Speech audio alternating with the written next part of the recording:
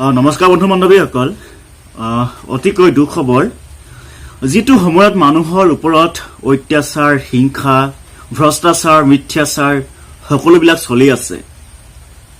হেতু সময়তে কিন্তু সমান্তৰালভাৱে জীৱ-জন্তুৰ ওপৰতো অত্যাচাৰ নচলাকে থকা নাই কি আচৰিত এই পৃথিৱীত এই সংসাৰত জীৱ শ্ৰেষ্ঠ বুলি গণ্য হোৱা আমাৰ মানৱ সমাজ আমাৰ মানুহৰ মনবিলাক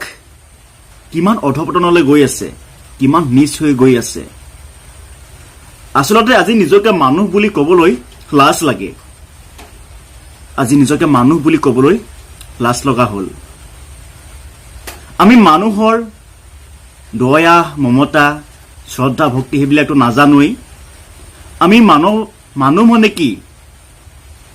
মানৱতা মানে কি আমি হেতু নজনা হৈ পৰিলো আমি নে মানৱতা চিনি পাওঁ নে মৰম চেনেহ চিনি পাওঁ নে দয়া মমতা চিনি পাওঁ আমিতো একোৱে চিনি নোপোৱা হৈ গলো আমাৰ মানুহৰ ওপৰততো কোনো দয়া মমতা নাই মানুহক যেতিয়া মন যায় তেতিয়াই আমি ধৰ্ষণ কৰো হত্যা কৰো ঠগবাজ কৰো ব্লেকমেইল কৰো তাৰ পিছতে কিন্তু জীৱ-জন্তুৰ ওপৰতো সেই অত্যাচাৰ মানৱ জাতিয়ে কৰা অত্যাচাৰ পিছ পৰি থকা নাই দিনক দিনে জীৱ-জন্তুৰ ওপৰত মানৱ জাতিৰ অত্যাচাৰ বাঢ়ি যাবলৈ ধৰিছে প্ৰকৃতিৰ ওপৰত অত্যাচাৰ চলি যাব ধৰিছে বাঢ়ি যাব ধৰিছে আৰু জীৱ-জন্তুৰ ওপৰতো অত্যাচাৰ চলি যাব ধৰিছে সেই যে কেৰেলাৰ সাইলেন্ট ভেলীৰ পৰা নামি অহা হাতীজনীৰ কি দুখ আছিলে কি দুখ আছিলে ইমান নিহংসভাৱে হত্যা কৰিলে সেইজনী হাতীক কিমান কৰুণ মৃত্যুত আঁকোৱালি ললে সেই হাতীজনীয়ে আমি মানৱতা ক'ত আমাৰ মানৱতা ক'ত আমি মানুহ নহয় আসলতে আমি জন্তু বুলি ক'বলৈ নিজকে লাজ লাগিব লাগে আমি জন্তুৰ হিচাপতো নপৰো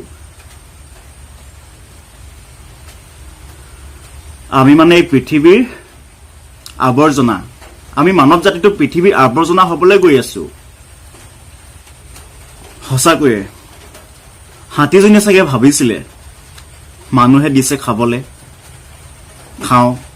হয়তো চাগে ভোকত আছিলে আৰু খাই দিয়াৰ লগে লগে হাতীজনীৰ কি হ'ল সেই অৱস্থা হৈ গ'ল প্ৰাণ কাহিনী লৈ গ'ল সঁচাকৈয়ে যেতিয়া দেখিলো সেই হাতীজনীৰ ফটো দেখিলো ছ'চিয়েল মিডিয়াত ফেচবুকত দেখিলো তেতিয়া চকুলো বৈ আহিব ধৰিলে কি আচৰিত নিজকে মানুহ বুলি ক'বলৈ মানে তেতিয়াৰ পৰা ঘিণ লগা নিচিনা লাগিছে আগতেতো নিজকে এইবিলাক যি দেখিছো হিংসা অত্যাচাৰ দেখিছো মানৱ জাতিৰ ওপৰত মানুহে মানুহৰ ওপৰত যি বৰ্বৰতা অত্যাচাৰ হিংসা দেখিছো তেতিয়াৰ পৰাতো মানুহ বুলি ক'বলৈ লাজ লগা হ'লেই আকৌ এই মানে অজান এই বন্যপ্ৰাণীৰ ওপৰতো যি অত্যাচাৰ চলিব লৈছে সঁচাকৈয়ে আমি মানুহ নহয় আমি মানুহ বুলি নিজকে তুলনা কৰিব কেতিয়াও নোৱাৰো আমি হৃদয়হীন আমি যন্ত্ৰ হয় এটা মানৱ জাতিটো এটা যন্ত্ৰ হয় আমি যন্ত্ৰ হৈ পৰিছো হৃদয়হীন হৈ পৰিছো আমি সময়ৰ লগত খাপ খাবলৈ গৈ কি ভুল আছিলে হাতীজনীৰ কি ভুল আছিলে খাদ্যৰ সন্ধানত সাইলেন্ট ভেলী অৰণ্যৰ পৰা নামি আহিছিলে খাদ্যৰ সন্ধানত গাঁৱলৈ নামি আহিছিলে সেই হাতীজনীক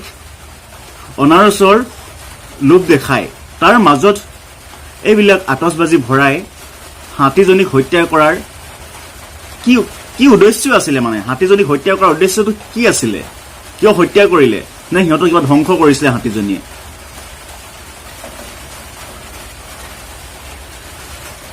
এয়াই মানৱতা আমাৰ বৰ্তমান সময়ৰ এয়াই মানৱতাৰ উচিত উদাহৰণ এয়া কিন্তু এটা কথা সেই হাতীজনীয়ে আমাৰ মানৱ জাতিৰ ওপৰত এটা ধুনীয়া নিদৰ্শন দেখাই থৈ গৈছে এটা ধুনীয়া উদাহৰণ দি থৈ গ'ল সেই হাতীজনীয়ে মাতৃৰ মমতা হিচাপে এটা ধুনীয়া উদাহৰণ আমাৰ মানৱ সমাজত দি থৈ গ'ল যিখন সমাজত এতিয়া চলি আছে নিজৰ সন্তানৰ ওপৰত অত্যাচাৰ জন্ম হোৱাৰ পিছত নিজৰ সন্তানক ডাষ্টবিনত পেলাইগে নলাত পেলাইগে নৰ্দমাত পেলাইগে পুখুৰীত পেলাইগে কুকুৰ মেকুৰী খাবলৈ দিয়ে হেতু সময়তে সেই হাতীজনীয়ে দেখালে মাতৃৰ মমতা ছমাহ ধৰি গৰ্ভধাৰণ কৰি থকা সেই হাতীজনীয়ে নিজৰ সন্তানৰ কাৰণে নিজৰ সন্তানক বচাই ৰাখিবৰ কাৰণে সেইখন নদীত যাব লগা হ'ল সেই নদীখনত গৈ অপ্ৰাণ চেষ্টা চলাইছিলে নিজৰ সন্তানক বচাবৰ কাৰণে 3 দিন একেৰাহে সেই নদীখনৰ মাজত একেথৰে ৰৈ থাকিল সেই হাতীজনী মৃত্যু পৰ্যন্তলৈকে তথাপিও তাই অপ্ৰাণ চেষ্টা আছিল যে নিজৰ সন্তানক বচাব লাগে সন্তানটোক বচাব লাগে তাইৰ প্ৰধান উদ্দেশ্য হেতুৱে আছিল গতিকে নদীখনত গৈ একেথৰে ৰৈ আছিল যাতে সন্তানটো বাচে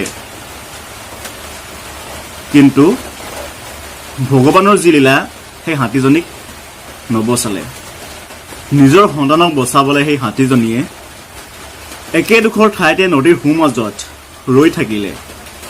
অপ্ৰাণ চেষ্টা চলাইছিলে আৰু এটা ঘটনা দেখাইছো মই এই ওপৰ ফটোকপি চাব এটা গৰুক আমাৰ মানৱ জাতিয়ে এচিড ছটিয়াই যিটো অৱস্থা কৰিলে নহয় একেবাৰে মানে ক'বলৈ কোনো ভাষা নাই আৰু আমাৰ মানৱ জাতিটোৰ ওপৰত ক'বলৈ কোনো ভাষা নাই সেই গৰুটোৰ কি অপৰাধ আছিলে যিখন হিন্দু সমাজে গৰুক দেৱতা বুলি গণ্য কৰে পূজা পাতল কৰে সেইখন সমাজতে গৰুক কিয় এনে অত্যাচাৰ আমাৰ অসমৰ প্ৰতিজন খেতিয়কৰ মূল ধন হয় মূল সম্পত্তি হয় গৰু আমি গৰু বিহু পালন কৰোঁ আমি অসমীয়া সমাজে গৰু বিহু পালন কৰোঁ আৰু আমাৰ হিন্দুৱে গৰুক দেৱতা বুলি গণ্য কৰে কিন্তু তাৰ পিছতো যে গৰুটোক এচিড ছটিয়াই ইমানখিনি কষ্ট দিয়াৰ মানসিকতা ক'ত পালে কেনেকুৱা ধৰণৰ মানসিকতা সেইজন মানুহ হয়নে মানুহ কেতিয়াও হ'ব নোৱাৰে তেনেকুৱা এজন মানুহ কেতিয়াও মানুহ হিচাপত গণ্য কৰিব নোৱাৰে দুখ লাগে এইবিলাক বাতৰি পালে এইবিলাক দেখিলে নিজকে মানুহ বুলি ক'বলৈ লাজ লাগে ঘিণ লগা হলগে আৰু সঁচাকৈয়ে আমি নিজৰ পিতৃক চিনি নোপোৱা হলো নিজৰ মাতৃক চিনি নোপোৱা হলো নিজৰ পুত্ৰ কন্যাক চিনি নোপোৱা হলো নিজৰ মিতিৰ কুটুমক চিনি নোপোৱা হলো আমি মন কৰিলে ইচ্ছা কৰিলেই হত্যা কৰোঁ মানুহক হত্যা কৰোঁ সেই সমান্তৰালভাৱে আজি আগবাঢ়িছে